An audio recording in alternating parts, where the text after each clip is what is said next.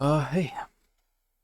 Um, I am recording this because I don't really have an outlet to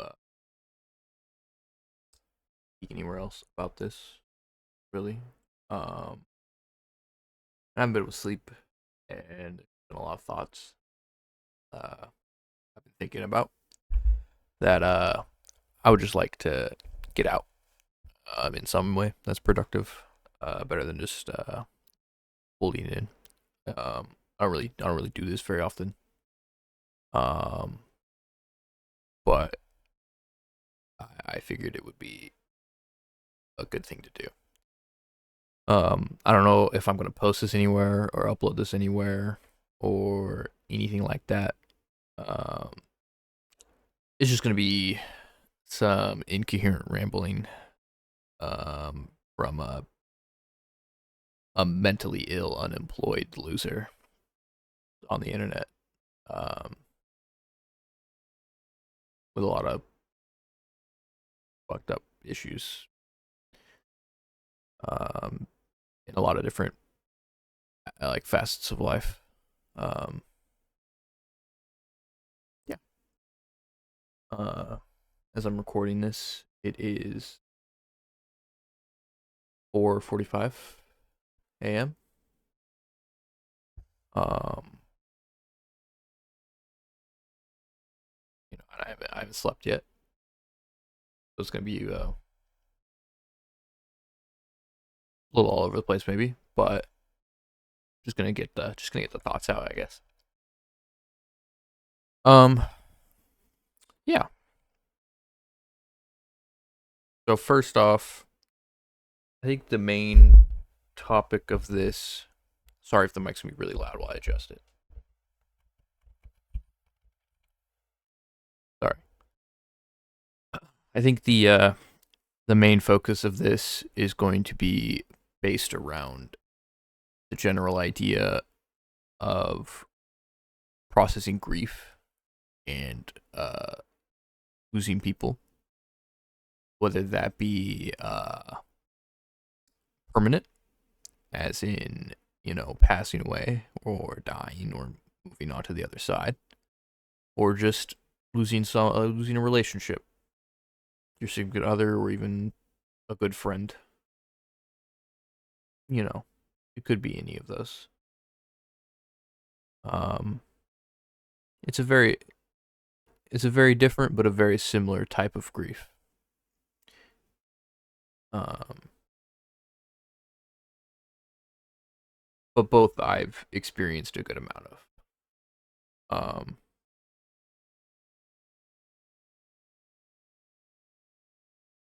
so first off, I think what was really racing through my mind a lot tonight as I was laying in bed trying to sleep fruitlessly um, was just the idea of how certain anchor memories, I guess, in your head just get so latched, get so stuck that they're just unavoidable. The smallest things could trigger just a full reminiscence, like just full reminiscing on someone or something you've lost. Um, Me personally, I I lost my mother when I was 9, turning or sorry, or yeah, sorry, it's very late. When I was 10, turning 11. Apologies. I was born August 26th, 2002. My mother passed away on April 13th, 2013. Um, and prior to that happening in the first place, um, she was already continuously dealing with a lot of very adverse health issues. whether that be physically or mentally. Um, she had celiac, she had lupus, she had blunt force trauma induced epilepsy, she had other neurological issues, um, battled with addiction. She had bipolar, um, clinical depression, anxiety. The run of the that's like the run of the mill stuff that a lot of people, a good portion of the population get. Um,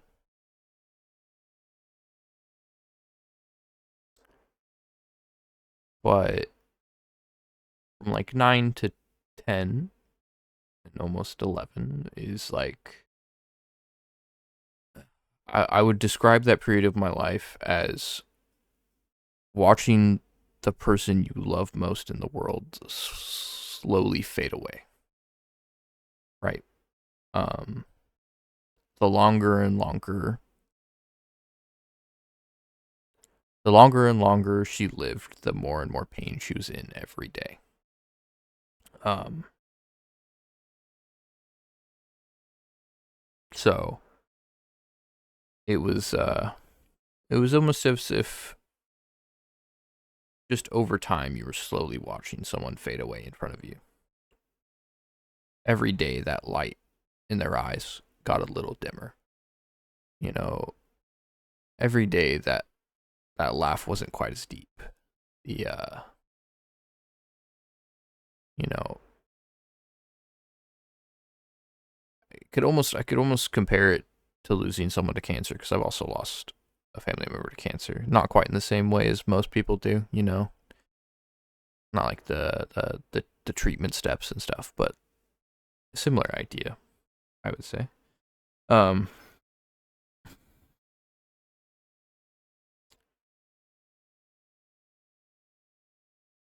so it was almost as if,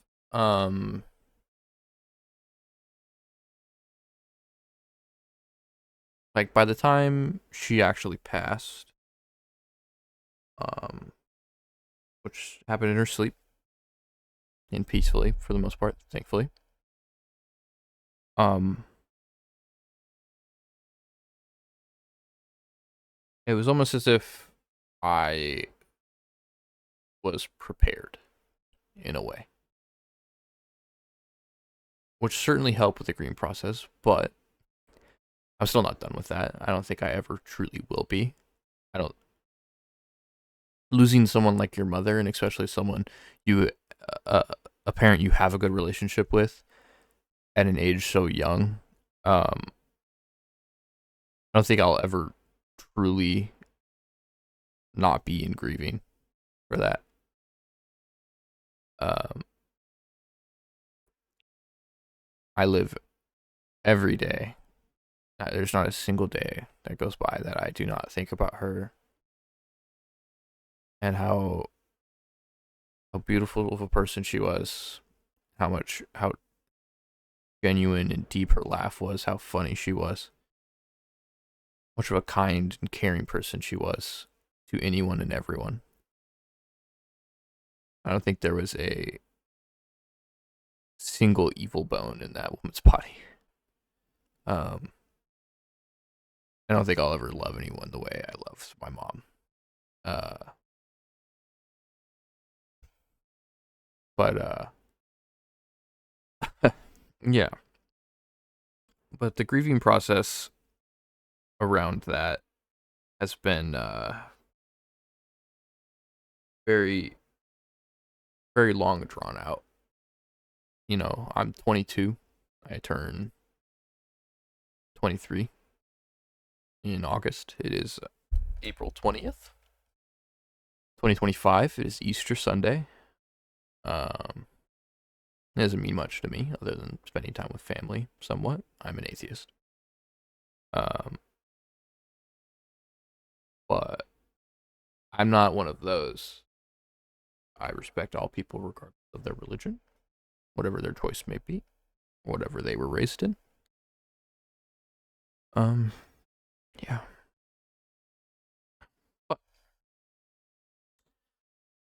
I think for me, my first initial step of grief with my mother was rage, anger, uh, frustration, um, just red. Um, I I was placed into a cop car after my mother passed, be transported to my grandmother's house. And I kicked a hole into the back seat, or I guess the front seat, but the plastic barrier on the back of the seat in a cop car that's supposed to protect the person sitting in the front seat. Um, I kicked a hole in that at 10 years old. 10 years old, I kicked a hole in it. Because of how hard and continuously I was kicking over the 10-minute or so drive from my trailer, the trailer we lived in, to my grandma's house, my grandma and grandpa's house. My nanny, and my papa is what I actually call them. Um, so, so yeah, I would describe that first step as just pure unbridled rage, which I got over pretty quickly. Um, so then I would say the next step was just disbelief. I would say I don't think I've ever honestly I don't think denial ever hit me. I don't think I think the five stages of grief missed there. I think I never hit denial, um, which may be a good thing. I don't know. I don't know actually. But I never really felt sort of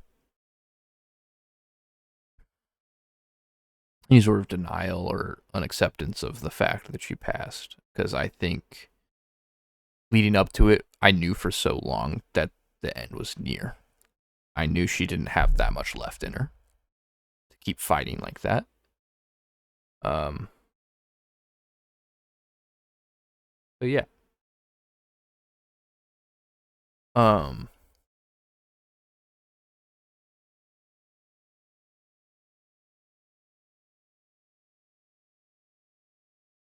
I don't know. Like I said, this is gonna be really incoherent, kind of babbling. But if anyone can relate to it, if I do post this, if anyone can relate to it, that's why I'm doing this. Um,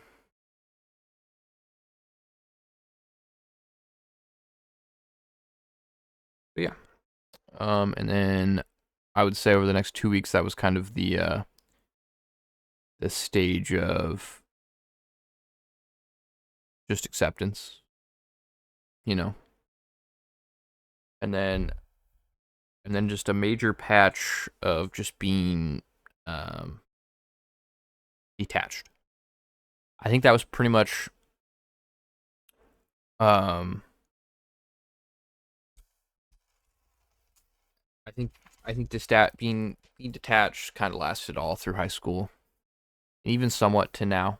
I think I'm a lot better than I used to be, but certainly still struggle with being present, um, and living in the moment. But I think that can be attested to a bunch of things. I'm autistic. I have ASD1, formerly known as Asperger's. Got diagnosed at 6. And the same with ADHD. I have both of those. I'm clinically depressed. Um, I have anxiety diagnosed. Uh, Maybe some other things that I don't know about. I go through connected to the depression, clinical depression. I go through derealization, um, sort of out of body experiences,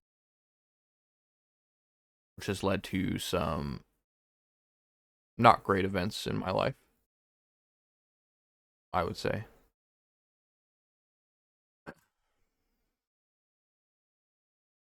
Um,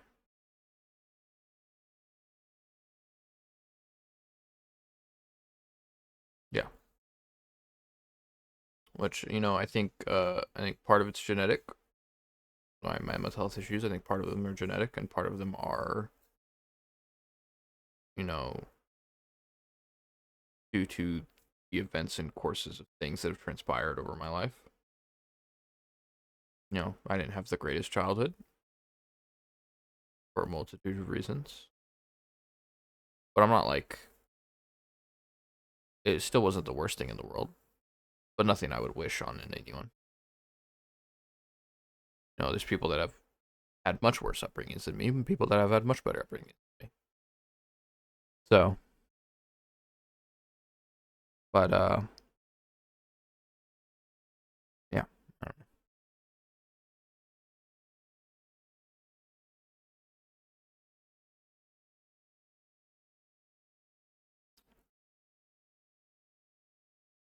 Sorry, takes me a second.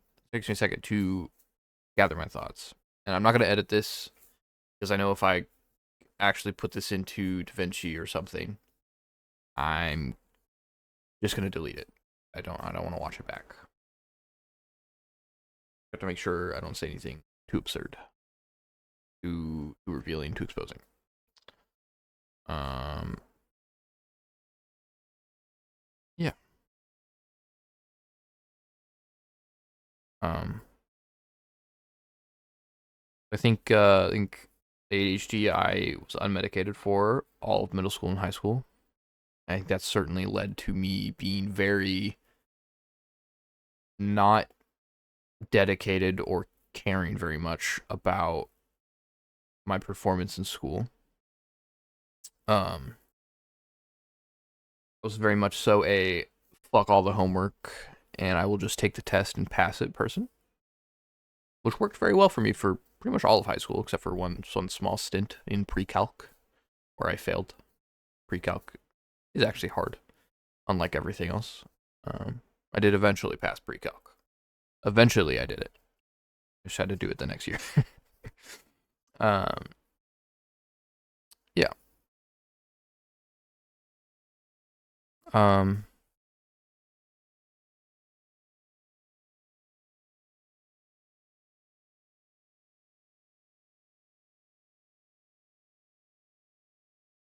Brief was the original topic. Kind of, it's wandered, but I'm just gonna keep talking because I want to. I can't sleep. Um, it is also very interesting grieving over someone who isn't dead. I kind of touched on that with my mom, but it also touches with my grandpa, my papa, and then also my father. My father, who I have not seen, um, in about 13 years now. About 13 years. Um, he's still alive, technically. Um, but yeah, I have not seen my biological father, who, you know, I haven't seen my father in 13 years. Which is certainly something. It's an interest. It's, you know, I don't. I look back and I don't regret that because of who he is as a person. Um, but it is certainly not an easy thing to go through, regardless of the fact that he's a horrible person and a horrible human being. Um, yeah, he is where I get my issues with addiction. I think I mostly have settled. I think I'm good for the most part now. I'm not an alcoholic. I can responsibly drink. I'm not addicted to nicotine. I vape, but I don't get physical urges or mental urges to do it. I just do it. Does it taste good? And it's an appetite suppressant. No. Maybe the only thing I'm addicted to is fucking Tom Clancy's Rainbow Six Siege, because I put myself through playing that game every fucking day. God knows what reason. Um, yeah. I'm not gonna post this on my Valen account. I'm not gonna post this on uh my account where I upload my gaming stuff. I want to keep that focused on that for now, even though I only have like fucking 45 subs or whatever the fuck. You know, I don't want to put some random bullshit on there. You know, I want to keep it focused. Sorry if that was loud. Um,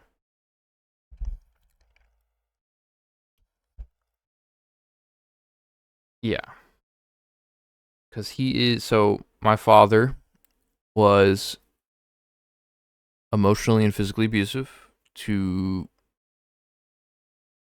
myself and my mother, and my two half siblings. My mom's kids, not his. That she had joint custody of. Um, physically and emotionally abusive to us. He was an alcoholic and addicted to crack, cocaine. And still is to this day. Um, he grew up with a very rough childhood himself. So, you know, certain stuff I can't be too mad about. Maybe some of the addiction stuff, stuff like that. But the abuse and the trauma inflicted by him is unforgivable, and that's why I haven't seen him in 13 years, and why I will never see him again in my life. Lord willing. Atheist saying Lord willing. Ooh.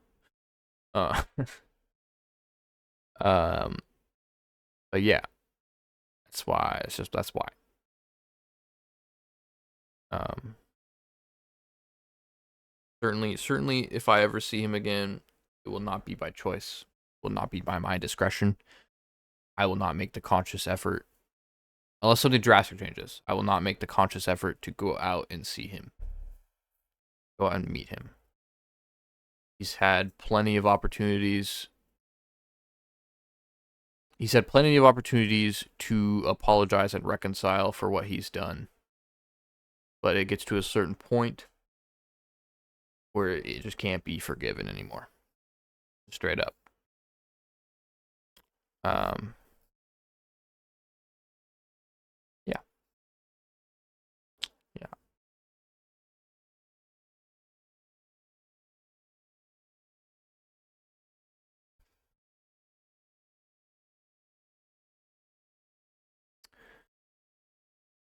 But yeah, I don't know. I think I blabbered for 20 minutes or so. 25 minutes. I don't know how long. When did I start? 4:45 and 22 minutes. I have more thoughts. I have more feelings. I have more ideas. More things to talk about. But I think I'll leave that. I think I'll leave that here. That's just a bit of an intro, I suppose, on my life and my personal experiences. Versus for the very bare level stuff and how I processed it. I'm not making this as a way to offer solutions for people going through grief or going through losing someone. I'm posting this as a way for people who are struggling with it to have someone to empathize with, that they can relate to. I have no influence over anything. I'm just a random fucking person on the internet and in the world. But I still have a voice. Even if it's not heard by anyone, I would just like to share it. Um, yeah. Um,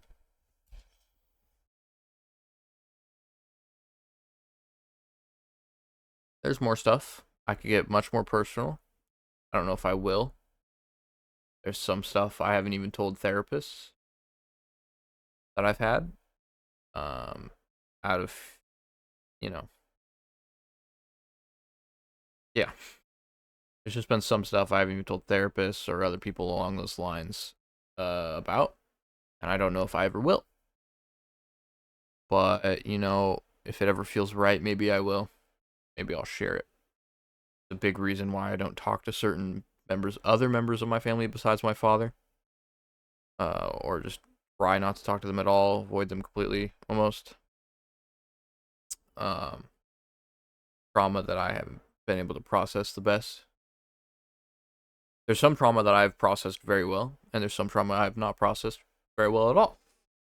Some trauma that I've completely back shelved. It's back here and it'll stay back here, and for a while, for a long time, maybe forever. It depends. I don't know yet. I don't know. I don't know if I don't know yet. I don't know if we'll be able to process it or not. We'll see. Um.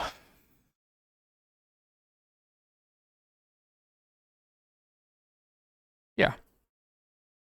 So that's just a quick first video. If you didn't watch the full thing, I don't care. I'm not really uploading this for viewership or for people to watch. I'm uploading it as a way to get thoughts out, which I think I've said already. Again, disregard. I appreciate if you listened, whoever did. If you didn't, all good too. I appreciate you regardless. Continue being good people and trying your best every day.